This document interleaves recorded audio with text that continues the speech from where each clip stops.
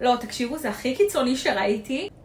אני בשוק שזה אפילו לא נראה שיש עליי מייקאפ. תגידו שלום להתמכרות החדשה שלכם. סקארה יצאו במייקאפים וקונסילרים חדשים, שכבר הספיקו לעשות המון רעש ברשת, ועכשיו אנחנו הולכות לנסות אותם ביחד. סקארה השיקו מייקאפים וקונסילרים חדשים, מייקאפ בגרסת גלו ומייקאפ בגרסת מאט. אני כמובן משתמשת בטינט גלו. אני אניח מעט על היד. אני מתחילה להניח עם מברשת. אני משתמשת עליי בגוון 6. כמובן שאנחנו לא שוכחות את אזור הצוואר. זה הצד עם המייקאפ וזה הצד בלי המקאפ. אין עליי כלום מתחת, תראו איזה מושלם הוא יושב ואיזה כיסוי טבעי הוא נתן לי, וכבר תראו את הגלו שזה נתן לי לפנים. מושלם, מושלם, מושלם לעונת הקיץ, ככה שזה לא כזה כבד על הפנים. כמובן שאני מניחה בצד השני. אני עוברת לקונסילר בגוון 3. תראו איזה אפליקטור מושלם יש לו. אני משתמשת בגוון 3, בגלל שיש לו כיסוי גבוה אני אניח ממש מעט. מטשטשת וקבלו את רמת הכיסוי, זה פשוט מטורף. אני לא יודעת אם אתם מוכנות לזה. זה הצד עם הקונסילר וזה הצד בלי הקונסילר.